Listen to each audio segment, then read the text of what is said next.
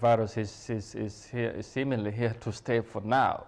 We need to find a way and how to live with it, of course, in our activities. But whatever it is, it's good that we protect ourselves against the virus. It doesn't mean if you have vaccinated, you may not be contracted with the virus. But then the safer thing to do is to take the vaccines and keep also observing the advanced health measures, wearing a face mask, social distancing, and all that we advise of to do. And I think that would really help.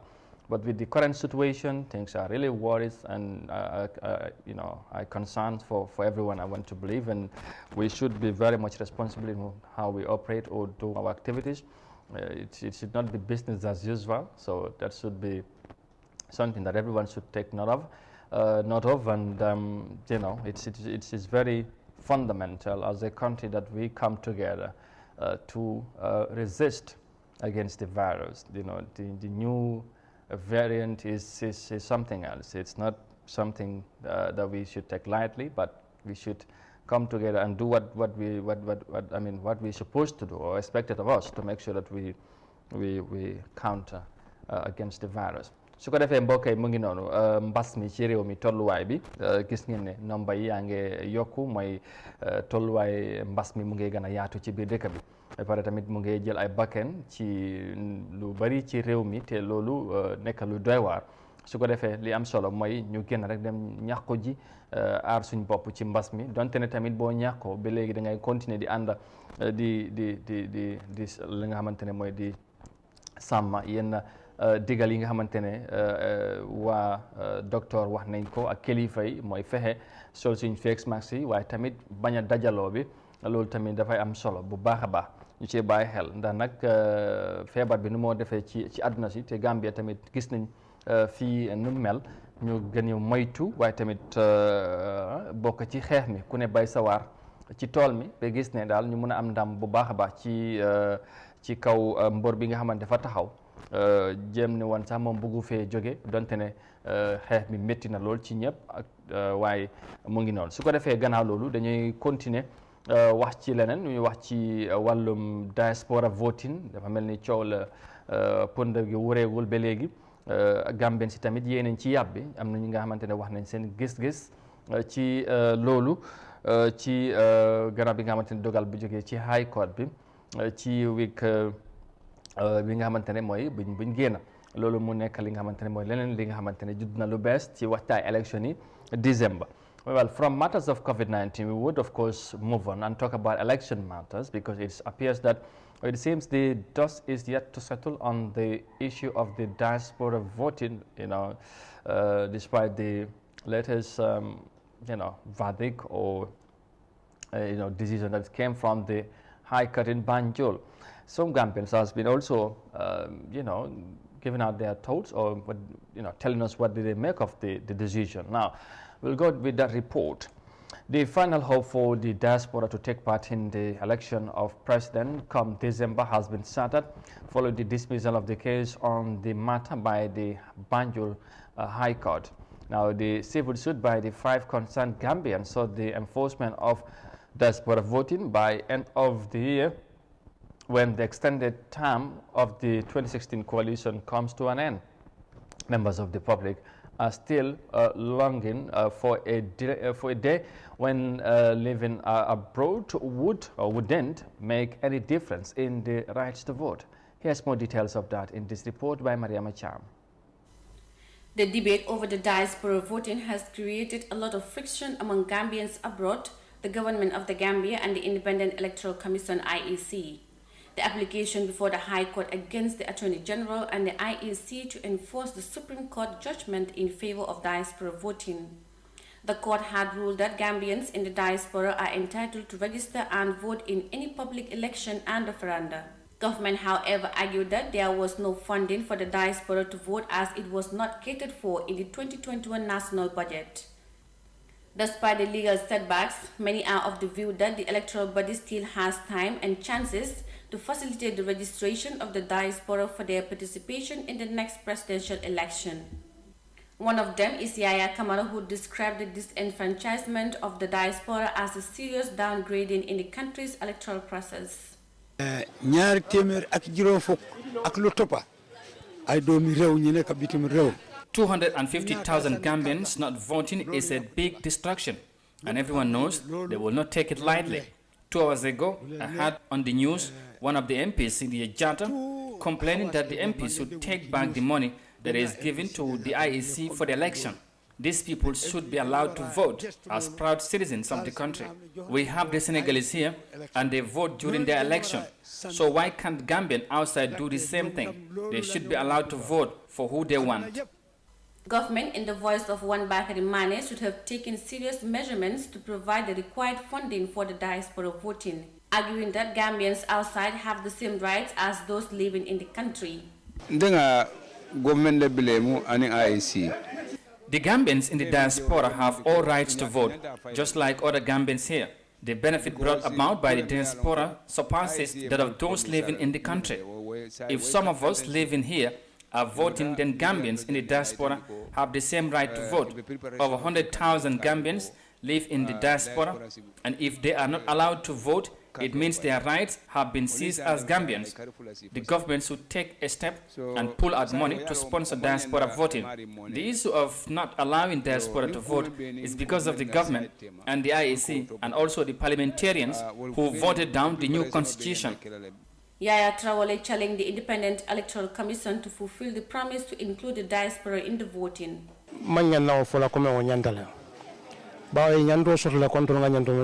I blame the government and the IEC. I believe that they should vote because this is something promised by the IEC some months back.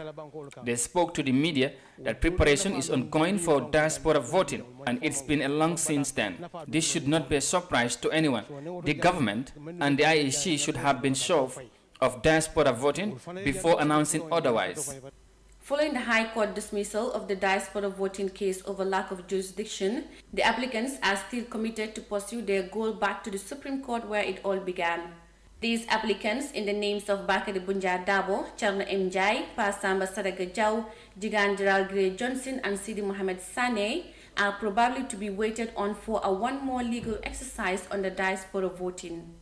However, the question whether or not the diaspora will vote in the December presidential election remains hanging in the air.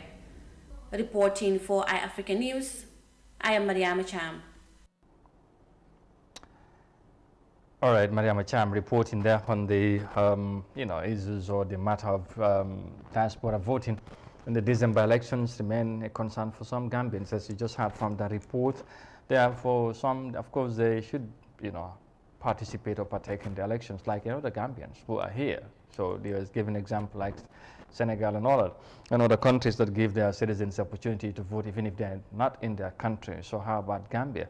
So I mean, let's hope for the best, but maybe this time around for this election, apparently it appears that the opportunity has been lost, but the battle is not over. We keep hoping for the best. Maybe in subsequent elections they would be given the opportunity or their right, I should say, to also participate or partake in chosen leaders who would lead this country, the Gambia.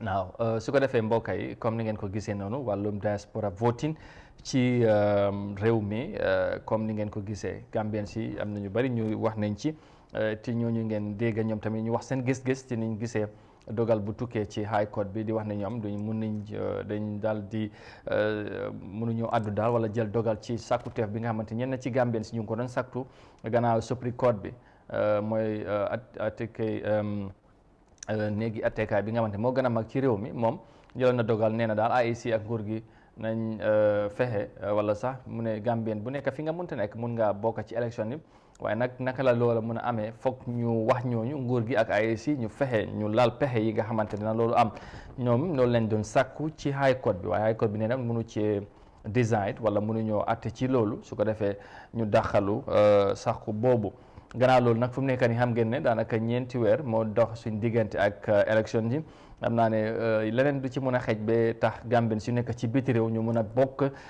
ci élection si yaakaar bu ñu amoon pour bokk dafa mel ni bii moo ci nekkoon waaye bii tamit antuwul xam ngeen ne boo leen ànd of course Monday rek ci altine jotaay bi ñu ngi ci doon waxtaan ci lu yaatu léegi nag fu mu nekk ni xam naa ne ñu seet lan mooy xew ci kanam incha allah mu ngi noonu su ko defee gannaaw wàllum of course diaspora voting ak ay mbiram ñu wax tamit ci opération bi nga xamante ne mu ngi continuer di am ci réew mi mu nekk nag opération bu am solo waaye balaa ñu ci gën a xuus ñu dal di continuer rek indi leen report bi den su ko defee ñu wax ci tuuti rek xanaa yàgg nañ ci wax ci li nga xamante ne mooy ci loolu we'll move on to our next story and of course report on the ongoing police operation. Now, Operation Clear the Roads Task Force has arrived the Old Yundum vicinities along the Coastal Road Highway as of Monday to clear off whatever is obstructing traffic and free flow of goods and services has been the main drive in the police operation. It began in Brikama, West Coast region by the end of July, leading to major changes such as the location of curtains and parks along the pathways. And here's more details of that by Fatmata Kasim. Traffic congestion has always been a problem in the Gambia, especially the prime time when people cruise from work. This is partly because of bad road networks, but greater share of the trouble goes to unlicensed occupation of part of the road and footpath. Police announced in turn that every object contributing to the blockage of the road would be removed at all costs. Those who fail to adhere to the official instruction are expected to face legal measures. A representative of the National Road Authority in the road clearing operation, Bakari Mane, recalled the principles laid down to ensure the free flow of traffic. Enforcing the laws on the road corridor or the driveway, enforcement lies within the purview of the police. That's why the National Roads Authority cannot go without the police, as the police cannot go without us. That's why we're having this partnership. It all started between the National Roads Authority and the Inspector General of Police, that is the General Police Force, under the leadership of the IGP, Inspector General Sanya. We had a discourse on the National Roads Authority and the police leadership that our roads are turning into becoming a market, our roads are turning into becoming workshops, metal workshop and the like, and market whatsoever, garages. So the essence why we're building roads is now getting a cover. That's why we are saying that we partner with the police for police to enforce the laws that we have on the ground. That's why we're doing this exercise. The tax on police and the road authority is not free from challenges. As Deputy Commissioner Jawo explained, dealing with the public requires a lot of patience and enforcement principle at the same time. It is not easy because when you are dealing with public, you have to get the patient and you have to be polite. And definitely other people, you must get a hammer before they can move, because we have been in anywhere we send people to alert them, but nonetheless, if only we appear and we start to act, they will move. Otherwise, they will not move. Okay. So it's not easy. But then thank God, because people have now seen the effect of this clearing the streets, and definitely everybody is happy about it. And we will continue doing it with the support of the Inspector General of Police, who gave us the full support to do this thing, and we are doing it without fear or favor. The road clearing operation is guided by the law, a point expounded on by Police Lamin Kinkoli, saying that the traffic law have been there despite the lack of full enforcement. And if you go to the law, nobody has the right to make the road corridor or nearby road a garage. There is a section 65 of the Motor Traffic Act, says leaving a motor vehicle at a dangerous position. So that attracts a fine, particularly when you leave a vehicle at a dangerous position under that section 65 and causes death. It attracts a punishment of 10 years imprisonment. A fine not less than 15,000, not more than 50,000, or 15 years imprisonment. So it's a very serious law, and those laws are there. As Mr. Mane told you, NRA, these are laws that we are not enforced, and now we are fully coming out to enforce with partners. The frequent traffic jam with lack of proper road networking in the country has triggered strong concern among Gambian citizens, considering the huge economic losses it causes to the West African nation. Earlier announcement from the Gambia Police Force had encouraged the public to comply with the newly initiated operation to help the traffic breathe better air. Reporting for iAfrica News, I am Fatoumata Kasim. Yeah. All right, there you go.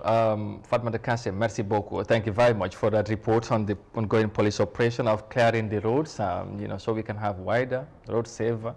We need a free flow traffic. I know also this probably might spark some issues here and there. People are concerned, others might come up, these are our places, we have been here for ages and now they want to take us from here. But yesterday, if you are following our police or talk show, we had a very lengthy discussions with the different stakeholders that are involved in the operations, the transport union, the NRA and the police, and hopefully we'll get the councils on board also so we can discuss on the impact. The objective is to make sure that the roads are clear. People would have, roads are clear so that people can use the pathways to work on.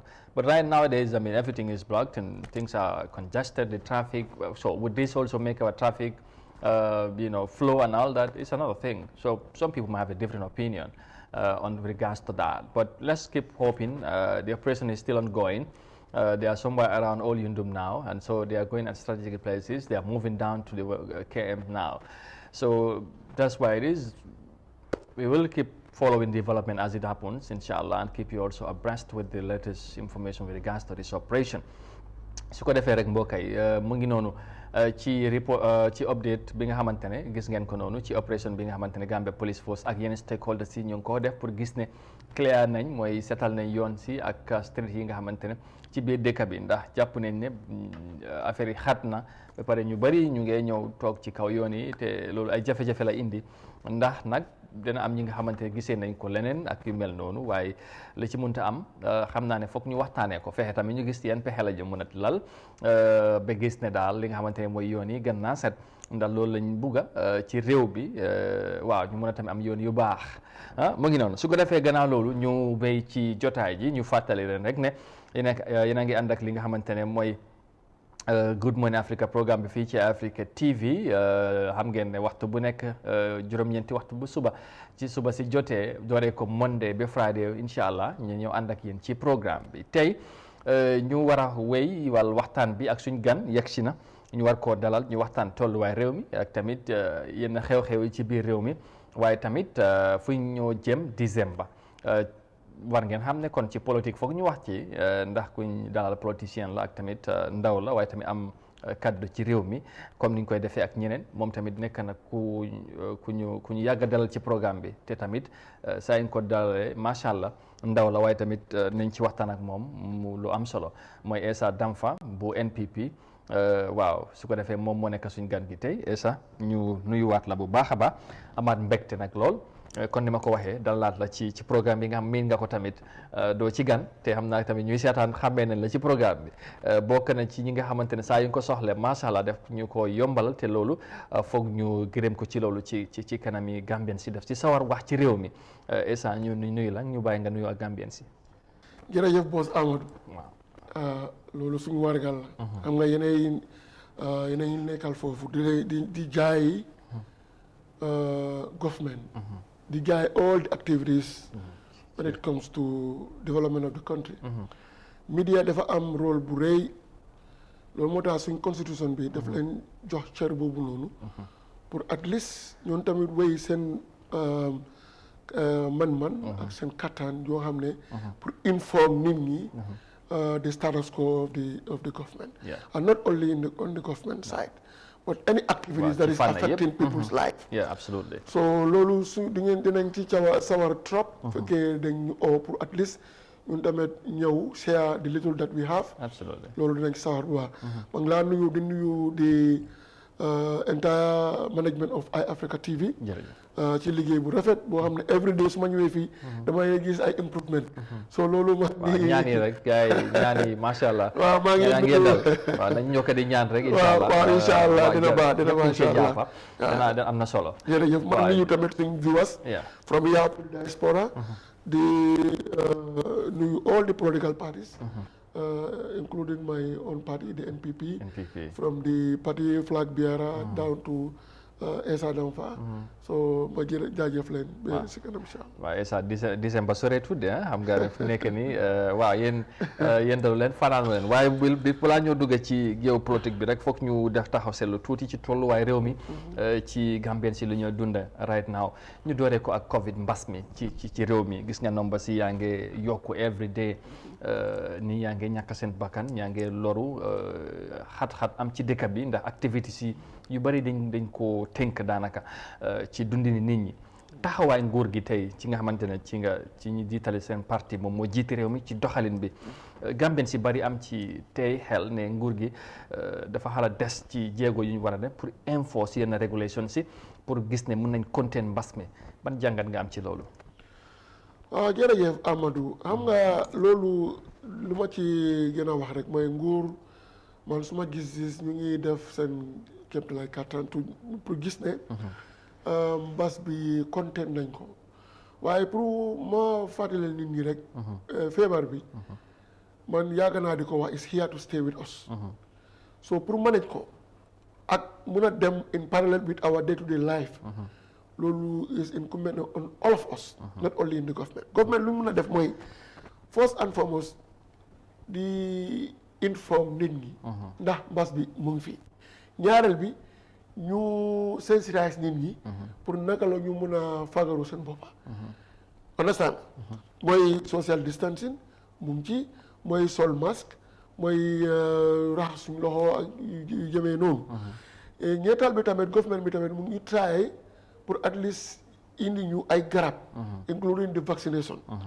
pour boo xam ne millions moo ci di duga yeneen saa yi sax dañ dee dem négocier pour ñaan develop countries pour at least ñu dimbale developing countries so loolu yëpp government bi ñu ngi try understand nga lu nekk suñu side as citizens ñun tamit pour déglu ñu xam ne lii dimbalante la rek waaye sax wér bu yaram yaa koy control we cannot play with our own health because government like compound elder la comme borom kër sa kër bi da nga mën a advice sa xale yi bu leen génn def leen lii toog leen waaye ku dem am problème si biti waaw xam nga boobaam la day daal waaye tamit da nga war a lead as exemple waaw nga nekk lii rek kilifa bi nga xam ne da ngay wane li tax nit ñi toppa wala gom li ngay wax waaw loolu mu ngi ci waaw loolu mu tax government bi ñu try waaye dafa mel ni nguur gi doxewuñ noonu Essa parce que tamit bu fekkee ne dem nañ ba génne ay regulations di wax ne nguur nit ñi nañ sol ay face mask génne statement fexe wax ne ñu ne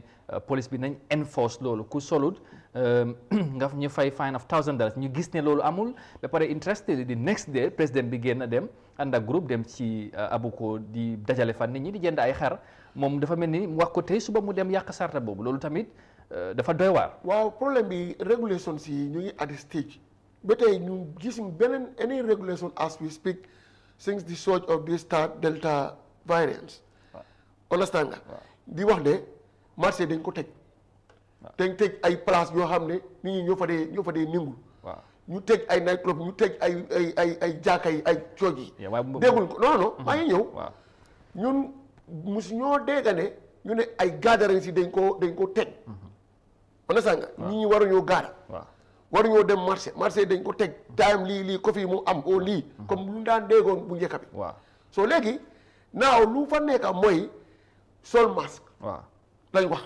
génne statement waaw sol masque ak fine understand ak fine enforcement bi ñu ngi ci enforcement yow yaa wax ne man dégguma ko o yéeguma ko waaye enforcement bi is there because up to $1,000 failure to do so man dama day gis yeneen moto yi sax drivers yi dañ dee ask client yi balaa ñu duga pour ñu lifin yeneen moto yi waaw moto yi moom loolu waaye amul comme le enforcement bi waaw is dependent on the enforcement authorities non waaye xam nga problème bi mooy lu tax xam nga tey su fekkee ne di ki war a wone sample boobu pour Gambien si toppa ko am na nu mu doxalee su fekkee ne sax sol na face mask waaye mu dem dajale ay nit ci ay jaral di jënd ay xaar loolu tamit li ma la expliqué day before bi nga xamante ne si lañ def announcement bi Amadou esa loolu tamit pour waxtaan bi gën a neex waaw woneel président Barrow ak mbooloo mu àndal amu ko ndax sol nañ face mask ndax soluñ face mask non ñun fii any event boo xam ne président bi mu ngi faa teew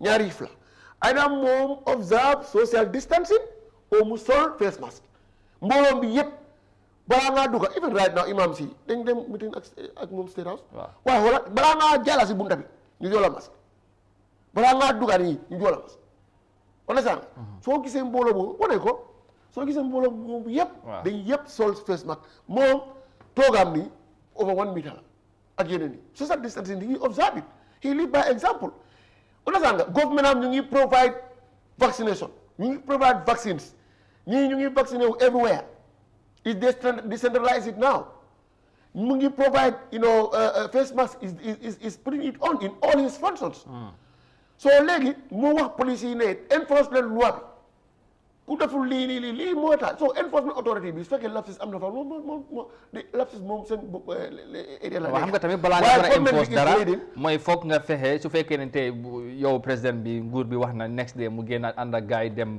abu ko nga bëgg a wax nit ñi nañ sol face mask yaa ñoo wax ne wax président mu ngi dajale nit ñi ak loolu laa la expliqué nii ma ne ndaje bi is not restricted waaw ndax ndaje bi restrict nañ ko déedéet good léegi lan mooy advice bi mooy face mask ndax président bi ak lu ñu àndal sol nañu face mask am nañu agiw sax ne am nañu xamante ñu ngi jógee président bi soloñ face mask ana ñu wane ko am nañu agiw wane non argument la xam nga ne mën na nekk yow information bi fu nga am sa source bi he can be somebody who is inclined to give you the truth inclined waaw because mu mun na am political score or political motivated statement loolu yëpp mun na fa waaye vidéo du fen waneel vidéo bi ok léegi ñu ñëpp seet président bi ak ñu àndal ñoo xam ne day part of his entourage ndax sol nañ masque ndax soluñ ko ok léegi sànq yaa ngi doon wax tamit léegi ci sensitization communication ndax gom nga ne tamit loolu nguur gi ñu ngi def lu leen war ci côté boobu parce que tey communication bu doon am ci ministre bi regularly gisatuñ ko once in a while lañ dee gis ministre bi ñoo génn joxe update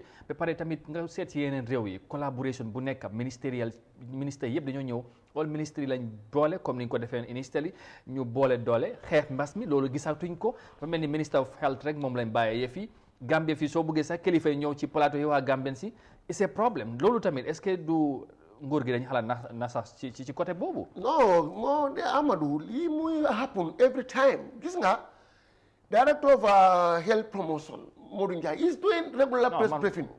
He's doing it. I'm always I have it on my phone. I'm part of his friends on social media. He's always giving out updates. Since even before the surge of this Delta virus, boo xam ne léegi la ñëw. moom bàyyiwul. Every week, at least every week or two, he will come out with a message to refresh our memories. COVID is here. It's still all our political gatherings. Modou Njie will come, even during the tour. He will come, we will give him floor, 2 minutes, 3 minutes to come and sensitize people. He will be there every time. All our gatherings, we invite him to do so. He is doing it on his social media platforms. And also, ministerial committee on COVID, even last week, I'm not meeting. The committee is chaired by Vice President. They had meeting at the Vice President office up to Timis, Nyongfa. Man, I'm not saying Maggie, you have the minister. You want to know because I'm not meeting. So it's still intensified. That's why I guess the government we do at least vaccine vaccine million because minister political will and support joko minister of health lol mota muna achieve li legni gis nga ne legni luta everywhere you see people even collect schools see Bantabayi vaccination center yep ak vaccination center la luta lolu am ñu sensitize nit ñi gox yi nekk seen gox yi time sangam dem leen place sangam is there. The media arts are there.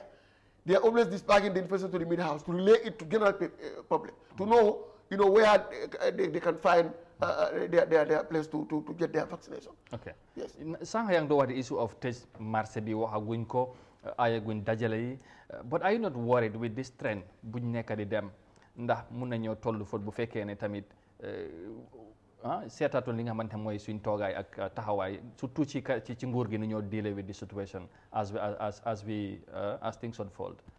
Me daal nguur gi li ñoo deal ak situation man su ma ko reetee dama ko they are doing it in the very best way that they can do.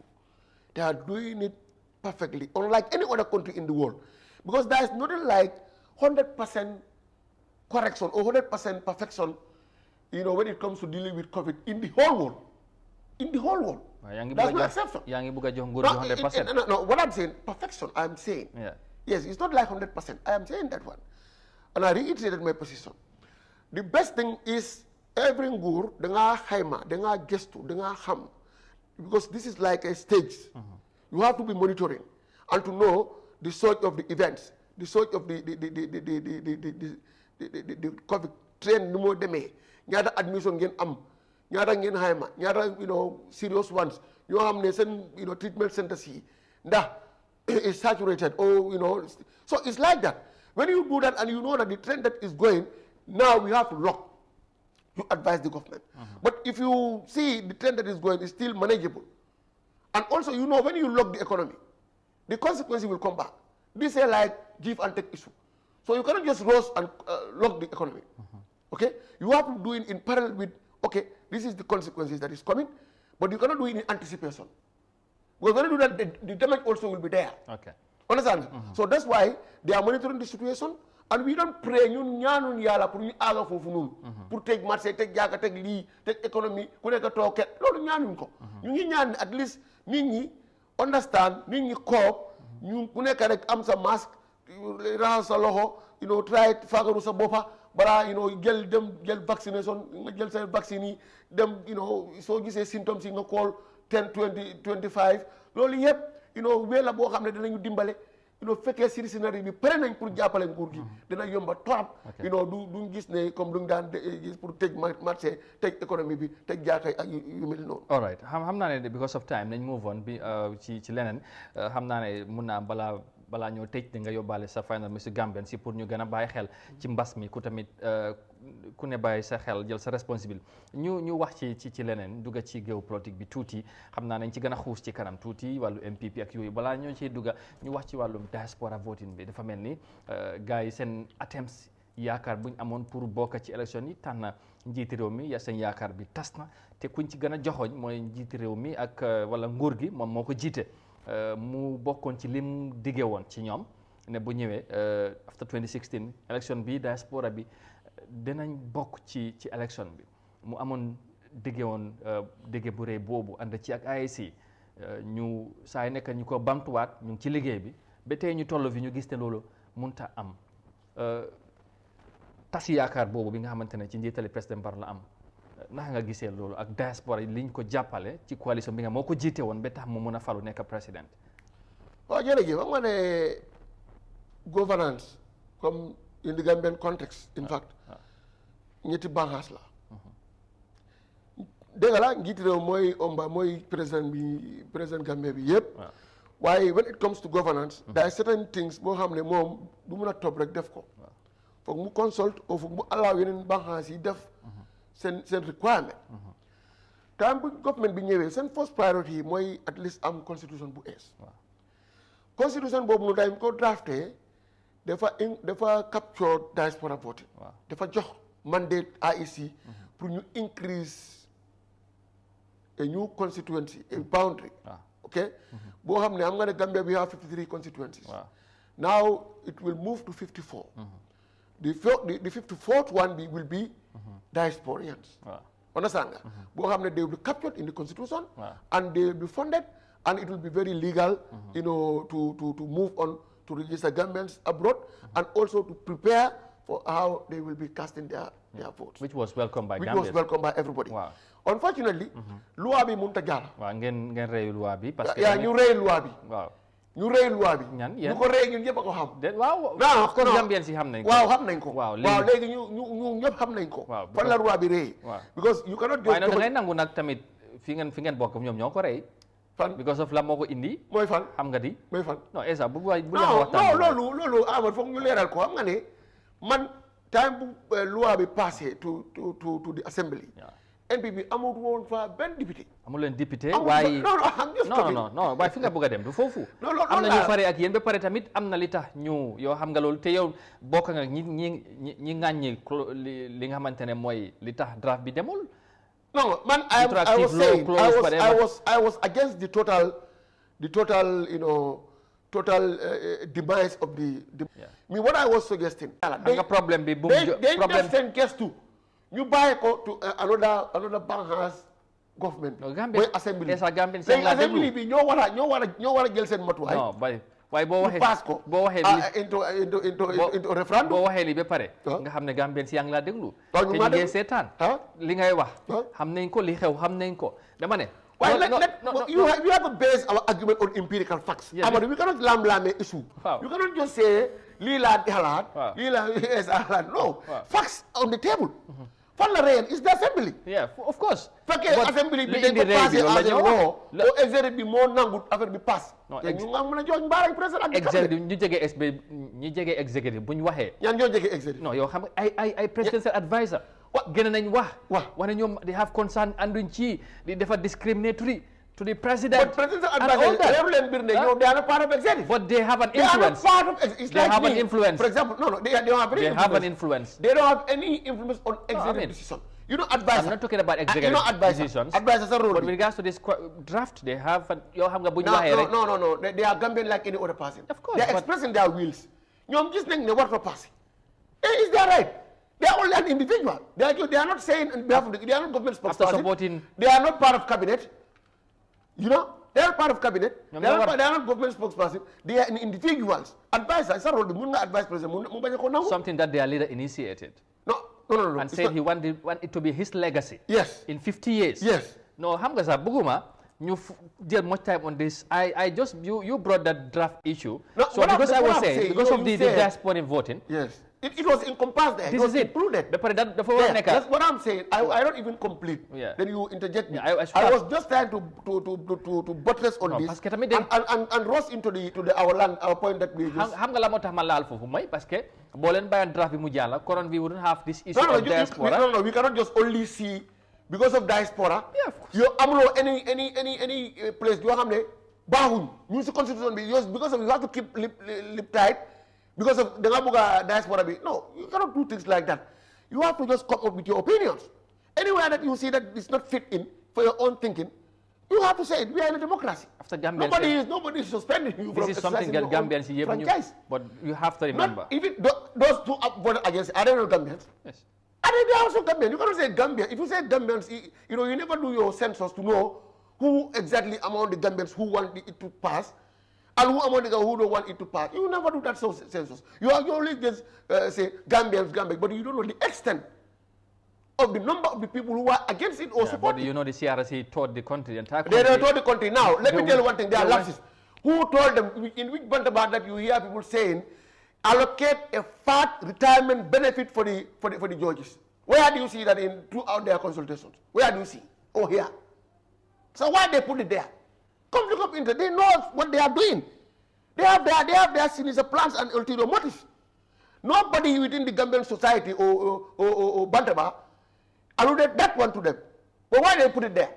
So you cannot say because of they consulted Gambians. So Gambians told them something they never put it in the constitution, and they put something there which is never told them by Gambians.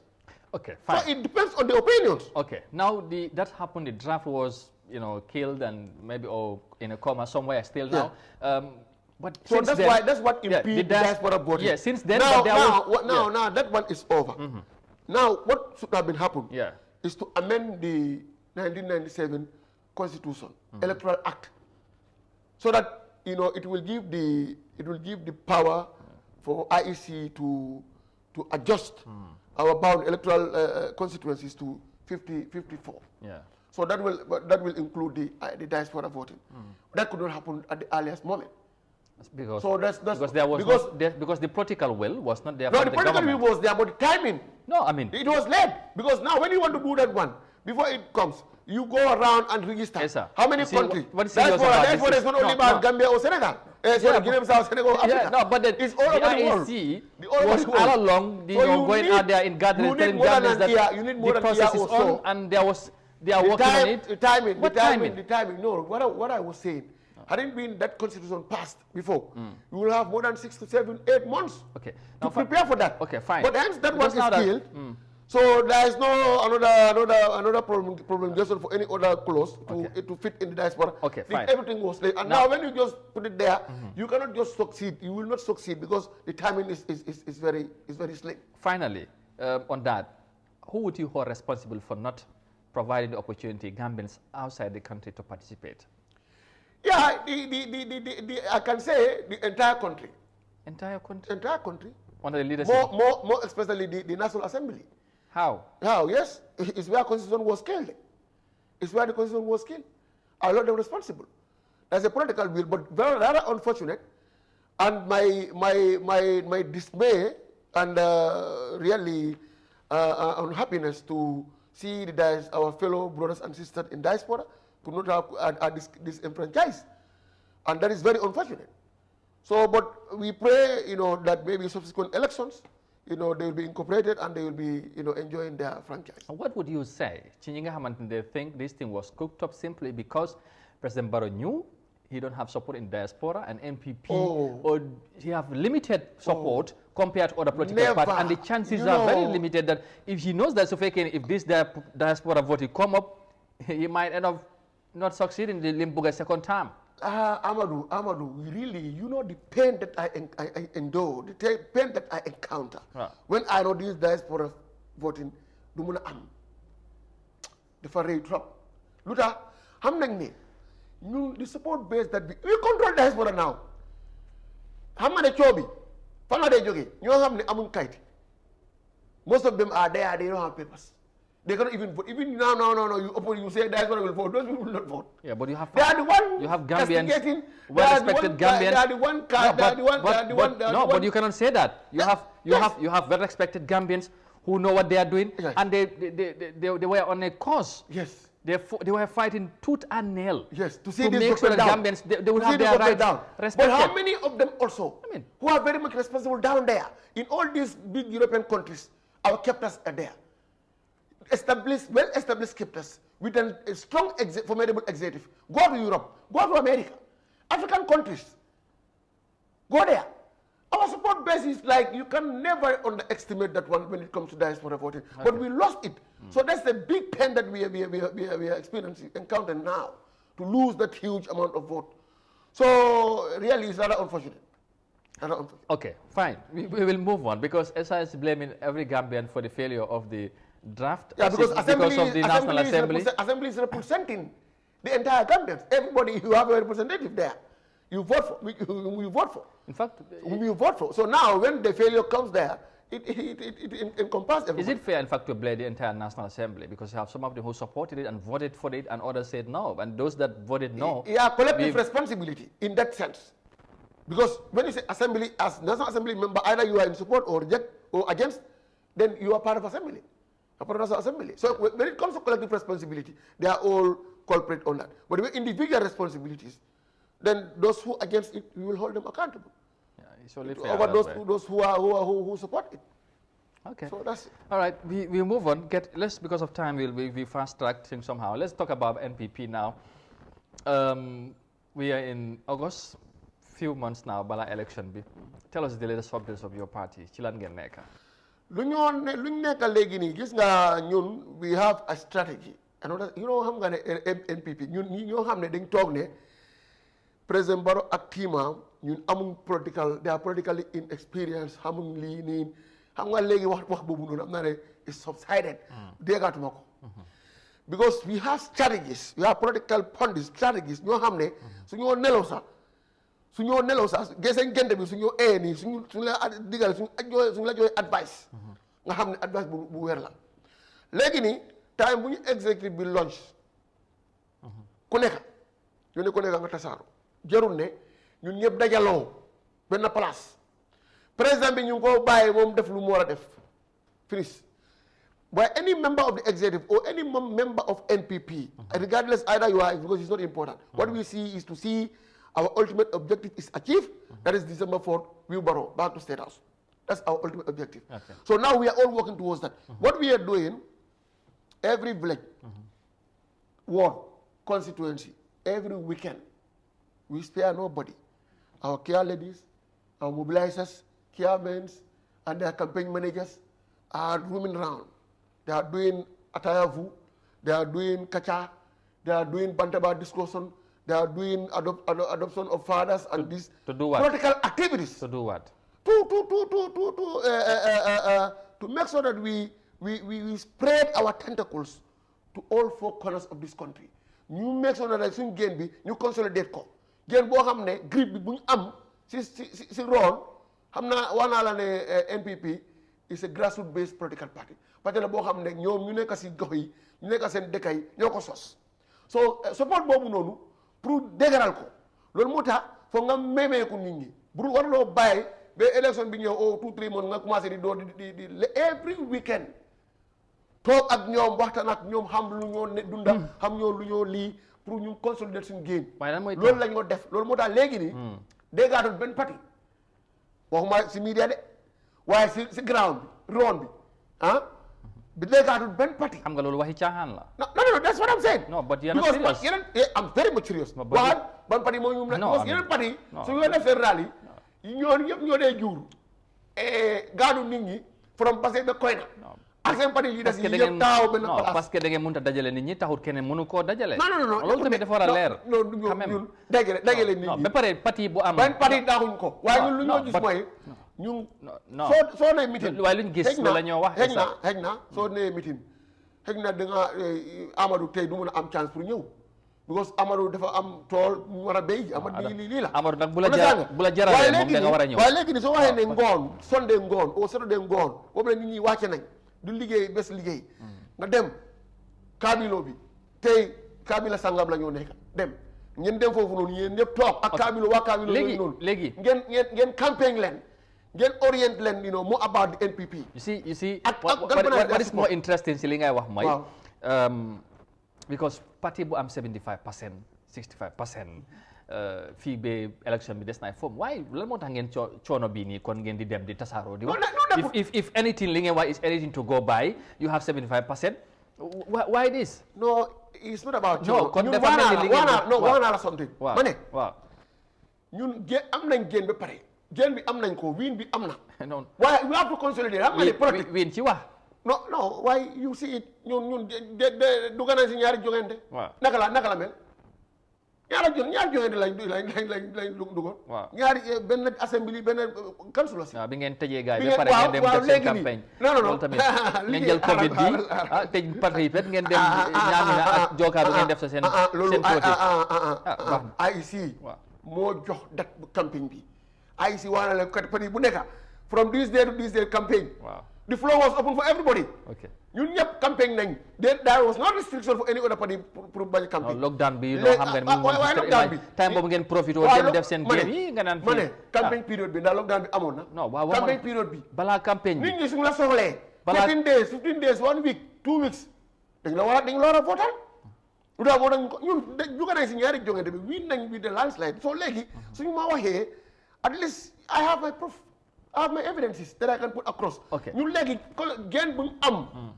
pour consolider ko warloo toog ne man jël naa réew mi rek nga bàyyi non balaa December 4 ba 5 bi ñu announce sa président bi warloo noppalu. léegi da nga war a mémeeku nit ñi.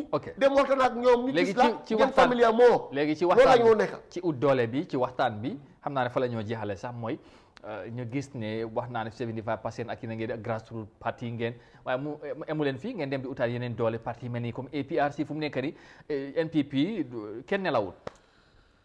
waaw ñu am nga ne we have not only open door policy but open arm policy. man open arm policy. open arm policy that's what the different we have with other parties xam nga bu njëkk bi da ngaa dégg yeneen parti ne aliyaano ma jëlee altina jàng yéen da ngeen lekkoon fale da ngeen bëgg a ñëwaat fii lekk non it's not about that's not politics di daaxa nit ñi waaye daaxa nañ kii discipline non we don't do that. nga bëgg a wax ñooy def loolu. non yeneen parti defoon nañ ko ñu ngi ŋaañi nit ñi. yow da nga nekkoon APRC léegi danga gis ne nguur bi mooy da nga bëgg a ron pour ñëw fi duñ la alaaw nangam ñun defuñ loolu ñun we see politics there is no permanent friend or permanent enemy kii mun na nekk sa noon politique in terms politique démba te mu nekk sa xarit so you have to open loolu moo tax ñu am open policy suñ parti leader loolu la daan advocate loolu la ñu jàngal si jàngal boobu lañ nekka ñu ubbi suñu bunta yi all the other political party xam nga li ngay wax na only APRC rek but loolu moo si gën a fees gis nga waaw loolu moo si gën a fees ba pare ñoo wone te xam nga ñoo wone seen cofeel because dañ gis ne ñun wane lan seen cofeel si ñun wala yéen a ngeen non mun leen fi toog 4 years ngeen suppress parti bi ngeen xam ne élection jot na and they got the party they got the power nga ne leen léegi fu mu nekk nii xaar kaay lañ ñu delloo leen seen bagage yi commencé leen joxe ay moto di neexal parti bi pour ñu ñëw ci yéen parce que xam nañ ne gars yi ñu ne APRC fu ñu dem rek doole bi mu ngi fa they have the weight no the point with all the 75% no the point is delloo moto ak seen account bi xam nga ne APRC as a bona fide registered political party in the Gambia. Waaw. Lan lañ def dara. Waaw waaye gisu leen loolu 4 years. Non. Gisu leen loolu. Xam nga ne am na lu ci laxasu. Mooy la am na lu ci laxasu lu leerul woon before. Property yi Jammeh ak property APRC yi duñ benn. Esa léegi la loolu non léegi la leer. Non it's not about léegi la leer. Non loolu la. Xam nga ne non nga ñu bëgg a wax. This is a governance process. It's litigation. It's loi. Loi moo teg seen bagage yi loi moo ko bàyyi. Loi bàyyi na ko. Loi bàyyi na ko. Ban loi? Are you not in the country? No, I'm just asking. Jammeh commission. Okay. There's advisory yeneen company ñoo xam they were given an advisory finding. Mujjantal bi bàyyi nañ leen. Okay. They were free like Tige Modo and others.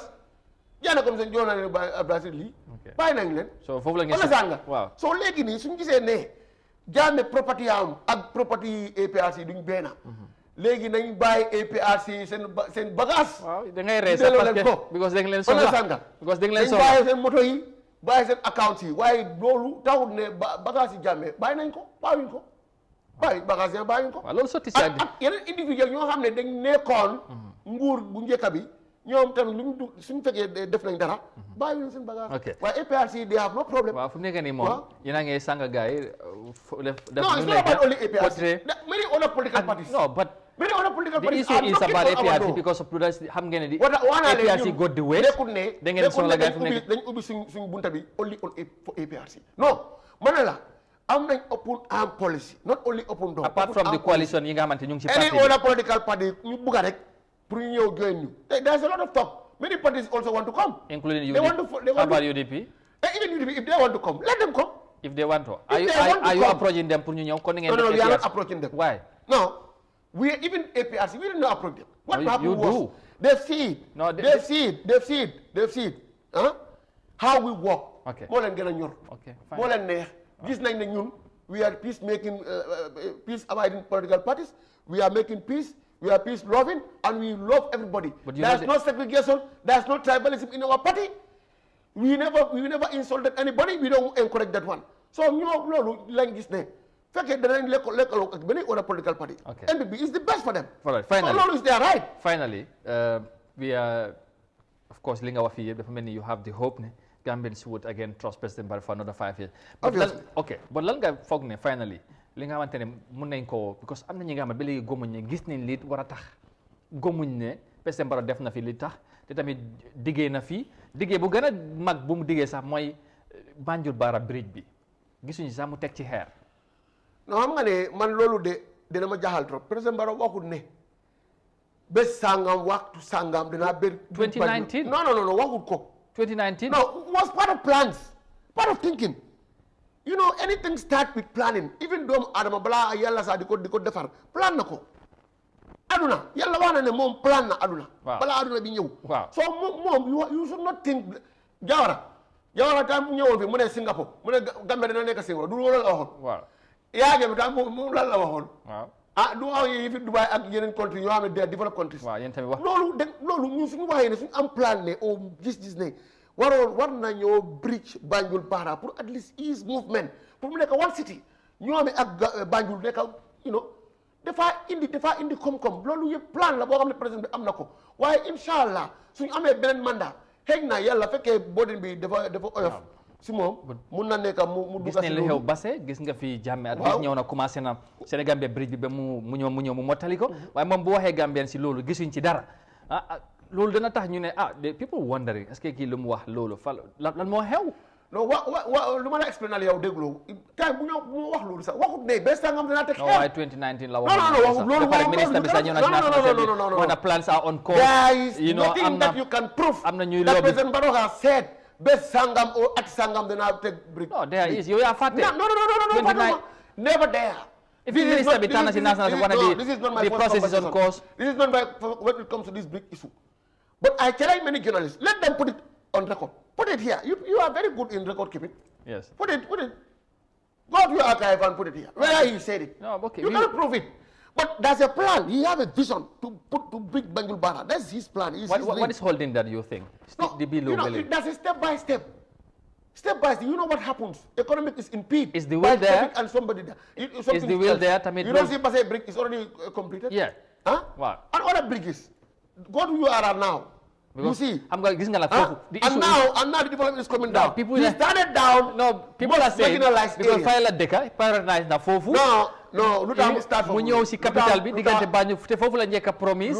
lu tax mu start loolu. mooy lan. lu tax mu start foofu. Basse region is one of the most marginalized region in this country. All these Nari presidents you pass in, their development is centered in Kombo and Kombo St. Mary's. Okay. So léegi moom gis ne. loolu pour nga contrôle rural urban migration foog nga decentralize development si lu tax ñi ñëpp jur kombo am laan is a problème am néeg is a problème am ndox is a problème courant is a problème fekk yow fi nga jógee sa laan si ñu ngi fa xëjulaa kenn wulowulaa kenn si laan si waaye nga bàyyi ko ñëw fi dafa lu fa green pax loolu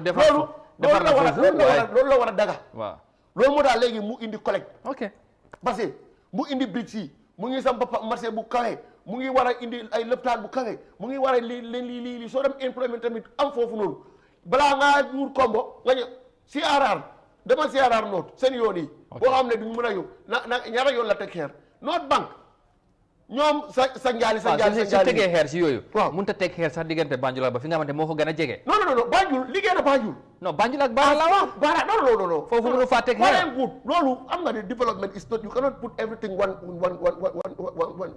kon na moo tax mu wax ko waaye lu daal lu ma la waxee nii moom part of his plan it's part of his plan to build Banjul Bara it's part of his plan waaye waxut ne kan la waaye dina am insha allah nañ ko jox mandat bu fresh bi December 4 su amee fekkee yeneen liggéey yi jeex nañ xalaatu beneen liggéey Oasis road bi pare na xam nga ne am na ñuy xalaat fii ba décembre sax président bi mun naa jékki-jékki rek mu ne mu oo Gambians kay la ñu dem teg xeer di pour bridge bi for political gains non président Barrow du defee loolu président Barrow du teg xeer fekk amul xaalis he is not no he is not that kind of propagandist he is not doing that any day nga gis ne mu ne ñëw la ñu teg xeer contract bi dana ñëw boo teg xeer bi du nekkee noonu contract foog mu am mu ñëw ñu wax di validity of the contract ñu wax di duration ñu wax funding agencies ñoo fund project bi foog loolu yëpp leer soo léegi kan ngaa ñëw foog balaa ngaa négocier ak compagnie bi fekkee nga assure leen da ngaa fay so yu kanam waaye gom nga ne loolu dana am non I know that dana am waaye du am léegi nii su bés bu nga gis ne président bi am so you would be surprised bu ko defee fii ak December for political reason kon maa xam ne yàlla ñëw na because yàlla mun na ñëwaat any minute soo amee ene bu baax even sa kër bi yow mun nga am ene bu baax ngay dog tey nga ñëw am lu nga amul woon so loolu mun na xeeg loolu kay man koo investir bu baax su amee dana ci kontaan because dama bëgg a gis ne Banjul ak ñoomi nekk one town one city understand nga pour mun a ease movement trading bi mun a am liggéey bi jokkoo bi mun a ratax suñu diggante te dana ease tamit ñoo xam ne dañ dee jógee boori North Bank pour ñëw Kombo dana ko wàññi gis nga tabaski bi nit ñi ñoo sonne ak waaw loolu la dangaa ñëw fat cross dem sa dëkk ñëw ëllëgee nga cross ñëw liggéey deelu thank you loolu thank you very much am na ku ma yóbbaale ñu ne ko ne laajal Essa wifi bi ndax ak si na biir Kamba Wow, Wi-Fi is on plan. There's something that is cooking. I know it. I'm part of that committee. I don't want to disclose. We have media committee, our NPP. Yes. Yeah, we have media committee. So we are planning on something. But there's a company who just want to do that. But why Brikama? No, not only Brikama. Oh, okay. There's a plan that is ongoing. I don't want to disclose anything, but I know people of Brikama and many densely populated cities in this country will have that kind of facilities. Even not 100% free, but it will be very cheap. Very cheap. Right. Yeah. And on your chances, finally, Yes. NPP? Thank you. Your final message to young people? Yeah, man, my final message bi rek mooy comme lu ma daan wax rek parti boo xam ne dafa ñëw pour parti Gambia la boo xam ne ñëwut it's not regional based party, it's not tribal based party, it's not religious based party. You can only find it in NPP. Parti la boo xam ne Gambians yi ñoo ko sos nekkul ne président Barrow moo sos parti bi Gambians yi ñoo ko sos from the grassroots seen village yi seen wards yi seen constituency yi ñu ñëw ba si kaw président Barrow formalise ko rek waaye parti Gambians lañ so Gambian bu nekk da ngaa gis sa bopp NPP tribe bu nekk ñu ngi si NPP religion bu nekk mu ngi NPP region bu nekk ñu ngi NPP so NPP moo ñëw pour jox leen jaama pour nekk parti boo xam ne parti développement la parti la boo xam ne parti boo dafa jox respect ak care to every Gambian. So ñu gis ne on the 4th of December Gambians yi yëpp nañ jóg suba teel ñu ñëw sandil président Barrow sandil NPP ñu delloo ko back to State House. loolu mooy sama message bi.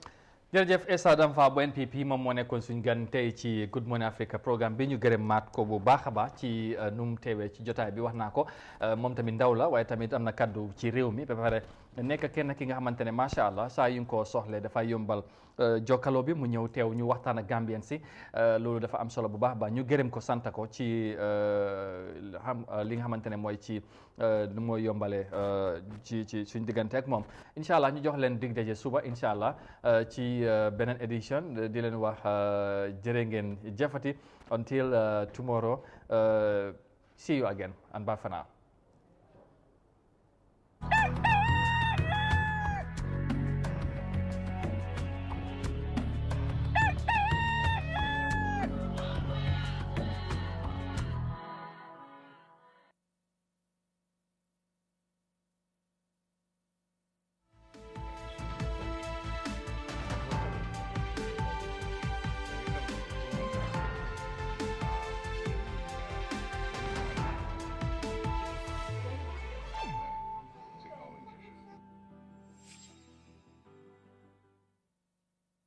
Welcome to Staples, the office superstore for all your office needs, office furnitures, office equipment, office kitchenwares, office stationery. Get all you need for your